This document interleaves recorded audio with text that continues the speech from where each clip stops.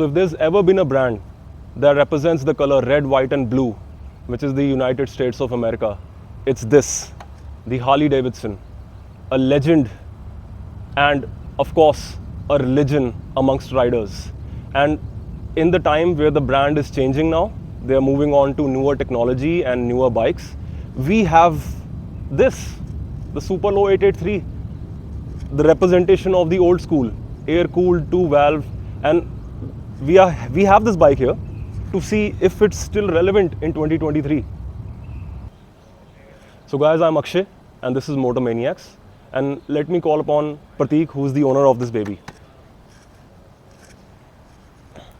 Hi Akshay. Hi Prateek. So Prateek, the company is changing, isn't it? They are coming up with newer technology. Yes. And coming up with newer models, and they have recently announced that they are coming up with a single cylinder X440, especially for the Asian market. So you are still stuck with this old school iron horse. I mean, you have to let me know about your love for this particular machine. Okay, so first things first, yes, I love this iron horse, right? The feel, the mechanical clunk that these bikes give you. I believe we all had a discussion of CI engines, right? Yes. So I would say this is a CI for a Harley Davidson. It's complete raw machine, without any gizmos, no ABS, no traction control. It's just a simple raw machine. Wherein if you compare this engine with the more advanced engine, it's producing literally less than half of what they are producing. But the feel that it gives you when you are riding, it's like a freedom. You don't have to ride it fast to experience it. Ride it at a cruising speed of 80, 90, 100 and you will literally enjoy the bike. I can express my feelings, you need to feel it when you ride it. So how long have you been riding this bike? It's been a long time now. I've been riding this machine and it's a very addictive machine. I have two options. Whenever I go to my garage and see the two options, I always 90% of the time I pick up this one because it's an addiction, right? You can't have a CI engine now, but you can have that. This is just a beauty. If you see the design, it's straight from 60s, 70s, and it's still relevant, nostalgic, and this design will grow over you. It will never grow old precisely. So, I mean, there has been a lot of criticism over Harley Davidson for not offering technology. What do you have to say to those people who've been criticizing Harley all this time? See, it's not their fault, or I would say not the company's fault. The generation is evolving, the technology is evolving. One company cannot survive by sticking to the old engine. In the relevance, I would say the good example of Royal Enfield, right? They also people had love with the CI engines. Right. But eventually, if they had to survive, they had to build up or they have to move ahead with the technology. But only thing I felt these days that the Harley Davidson were known for their V-twins, the legendary V-twins. They have continued the V-twins now, but they are getting into the single cylinder, which they are trying to capture the mass market. Because obviously the prices of the bikes now, what they are selling it's way beyond the reach for everyone.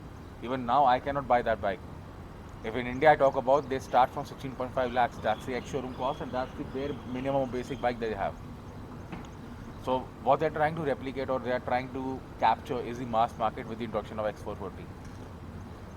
But according to you as a purist, what do you think is it the right decision? See, if I think as a purist, no, it's not a right decision because basically you're hindering your legacy. What you are basically known for. Right. You're known for the potato sound that Harleys are known for when you ride it. But if you check today's bike, the Nightster, the Sportster, they do not produce that sound. Right. They are using Revolution X engine, the upgraded version of Revolution X engine, the Nightster, the Sportster 975cc, 1250cc, and they are producing a lot of power. If let's say I talk about this particular machine, it's a 883 V-twin engine that produces barely 51 bhp. And if you compare it with other 900cc, they are producing way beyond 120 bhps. Right.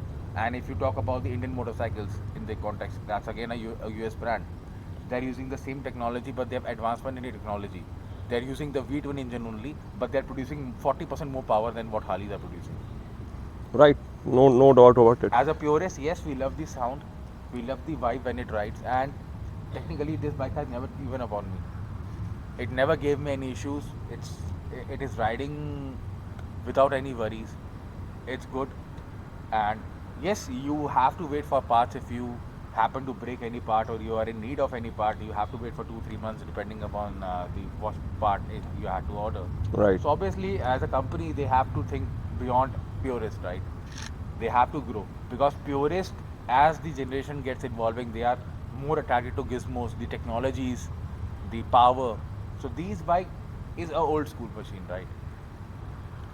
Everything has to end. You know, that word old school, you're talking about the mechanical clunk, you're talking about the vibes. Most people would say that it's just badly designed or badly made.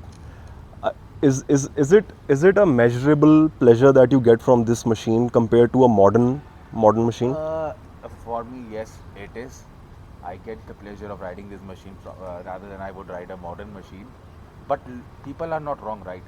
They have right. They have their freedom to speech, and like I said, as the generations are evolving, people are evolving, technology is evolving. They have to change the design. They Yeah, can't keep it old school.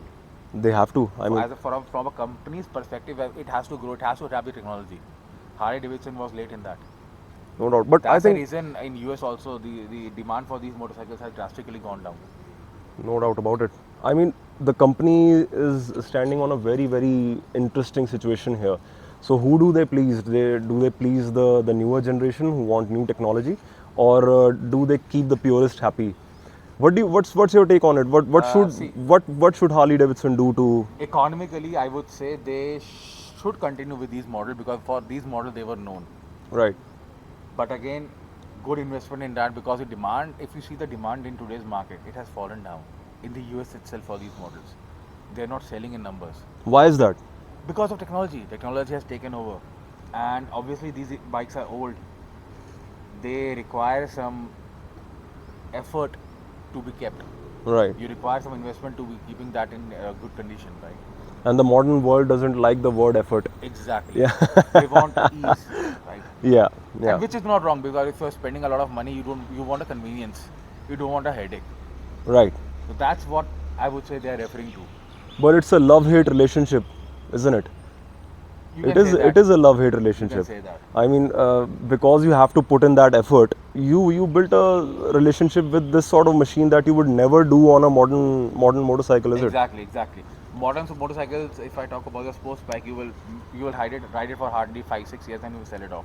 Yeah. But these are something that these are timeless machines. You keep it, you preserve it. You don't keep it, you preserve these bikes. Yeah. So that your generations ahead can use those bikes.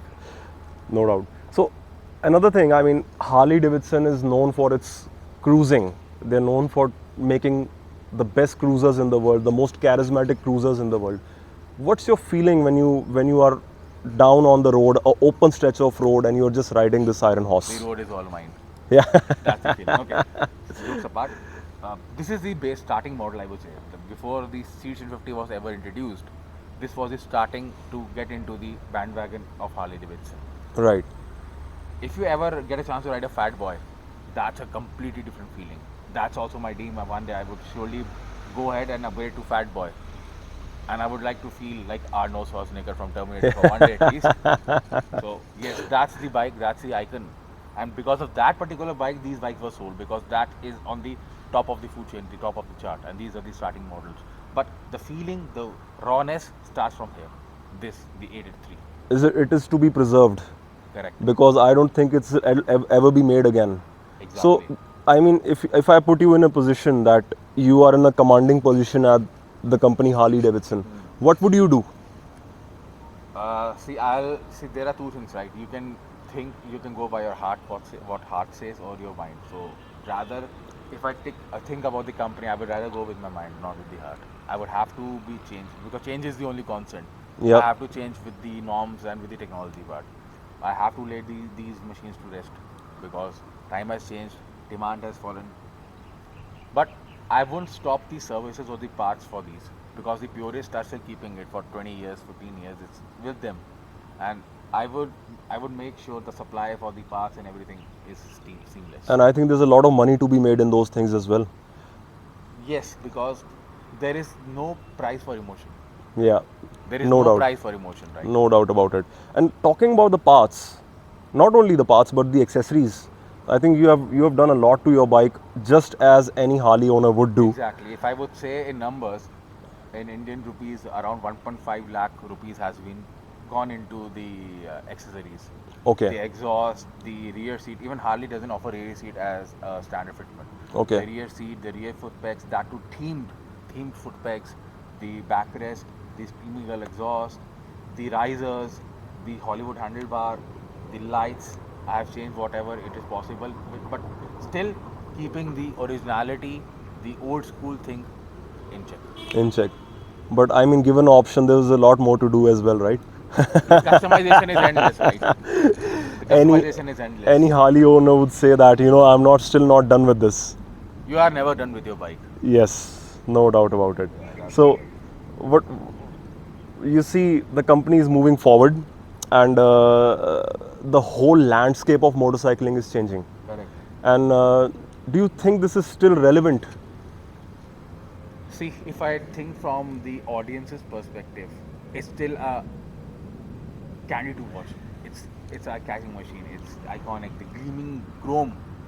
It's good to watch, but hard to keep. But in today's world, I would say the need of technology. It might be relevant now, but it won't be relevant in next 3-4 years. Right. Sadly, it has to go. It will go. I think it's owners like you who are keeping some of this old school charm alive. Correct. What do they say? Save the tiger. Yeah. Exactly. Save the tiger.